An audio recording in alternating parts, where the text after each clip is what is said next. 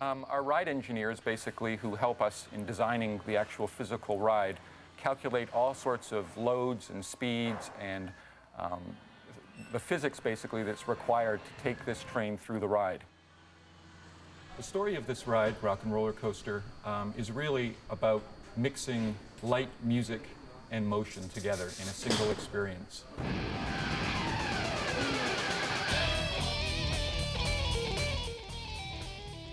This vehicle, which we call the Sound Tracker, basically, we wanted this vehicle to look like it was alive. It has equipment on board it. It has right here an active, what we call VU meter, which is registering the levels of the music. And basically, you're strapped in this vehicle, and this takes you on your journey into the attraction. The technical innovations, I think, are primarily in the launch. The launch is extremely thrilling. It's exciting. It's an acceleration from basically launch all the way to the end of the tunnel. The guests will experience very strong forces, but not overly so. It's just to create excitement. Comparison would probably be a modern Formula One racing car, which would have about the same sort of acceleration. Nous vous demandons de garder les bras et les mains à l'intérieur du train à tout moment. Merci.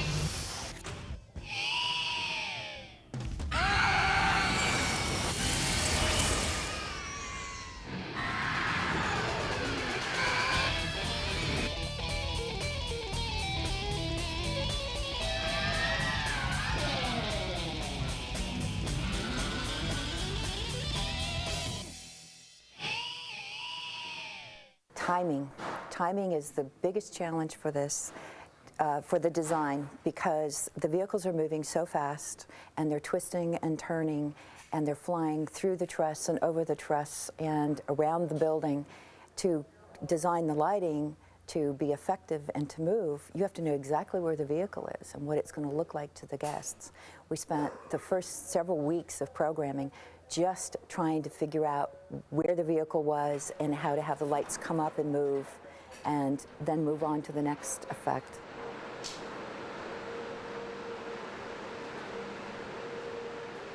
In this particular attraction, we have over 300 moving lights within the attraction, and in a typical concert, you might have 50 to 100.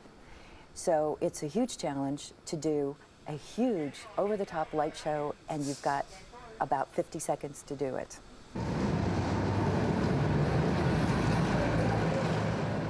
We're working on 8 DMX universes, and we're working on 2 lighting consoles running those 8 universes of DMX, which means we have control channels, 512 control channels per universe times 8. And that's a lot of things to control. And I have a very experienced lighting control programmer who works with me, who does concerts. And it's a real partnership between us to create this. And I work on the creative side, and he's the one who figures out the channels. The great fun of programming this is that we have the 2 control consoles in the Gravity building in a booth where we talk directly to the lighting and program right there. But because we're on the floor and we're looking up several 30 meters into the air, we actually need to stop, come out, ride the vehicle, and actually see it from the guest point of view. We have 5 different soundtracks and 5 different vehicles and 5 different lighting programs. And since it's the same ride track, we needed to create 5 different lighting shows. And we did that basically starting with a color palette for each of the 5 songs. We started with the 5 different lighting programs by giving them nicknames. So I have one song that I call the Hoochie Coochie song, and I have another one that's called Starry Night, after Van Gogh's painting. So we kind of started with those sorts of concepts based on listening to the music over and over again. I've been listening to these song cuts for probably 3 years now.